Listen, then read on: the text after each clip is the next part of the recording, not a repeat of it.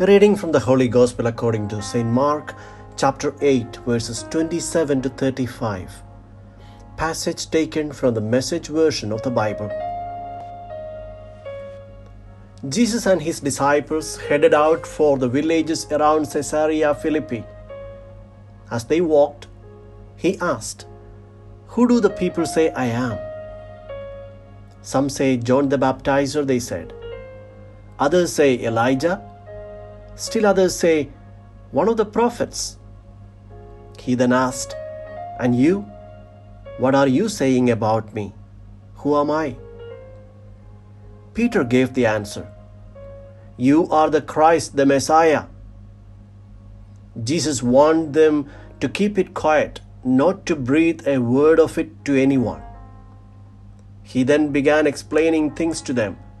It is necessary that the Son of Man proceed to an ordeal of suffering, be tried and found guilty by the elders, high priests and religious scholars, be killed, and after 3 days rise up alive. He said this simply and clearly so that they couldn't miss it. But Peter grabbed him in protest. Turning and seeing his disciples wavering, wondering what to believe, Jesus confronted Peter. "Peter, get out of my way. Satan, get lost. You have no idea how God works." Calling the crowd to join his disciples, he said, "Anyone who intends to come with me has to let me lead. You are not in the driver's seat. I am.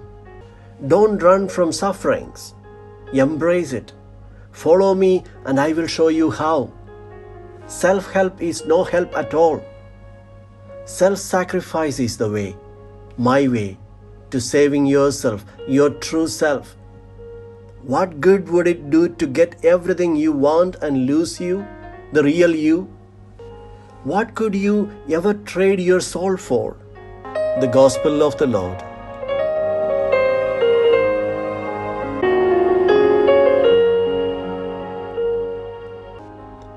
Reflections on the Gospel according to St. Mark, chapter 8, verses 27 to 35.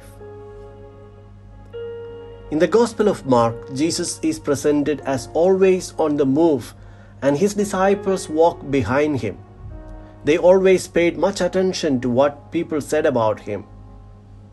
Several times in the Gospel we read that the crowd and the disciples have put this question, "Who is this?" With today's passage, Jesus reveals the mystery, answers the question on everyone's mind, and shows his true face. The episode is set in the vicinity of Caesarea Philippi, the city that Philip, one of the sons of Herod the Great, built. Jesus poses two questions to his disciples. "Who do people say I am?" and "Who do you say I am?" The first was about the hearsays. But for the second, Peter surprised everyone and declared, "You are the Messiah." The answer was perfect, but the only difference was about the type of the Messiah that Peter had in mind. He expects a mighty ruler like David who would rule the world from the land of Palestine. Mark wrote his gospel for the Christians of Rome to invite them to evaluate the reasons that led them to believe in Jesus. The misconception in which Peter and the other 11 fell in is always looming over all Christian communities. The professions of faith can be impeccable, but the question is, what reasons do you hold for professing your faith? Is it to escape from the pains and sufferings, for success in business, or for social status and acceptance? If so, listen to Jesus telling you and me, "Get behind me, Satan." The Messiah of Jesus is bound to fail in the eyes of the world. He does not go to Jerusalem to scare off his enemies, but to offer his own life. That would be a huge disappointment for the disciples. It is not for this that they left the house, the boat, the family, and followed the Master. On behalf of all, Peter reacts, not for fear of sacrifices, but to win, not to lose.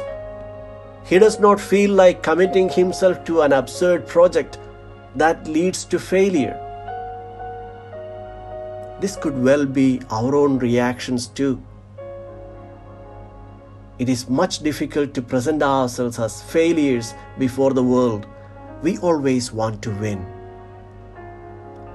Jesus' response to Peter is harsh.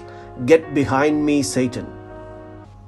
His words do not mean go away.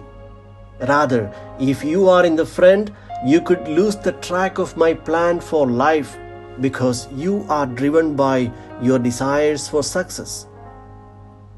But come behind me. Stay with me while I lead you in the right path.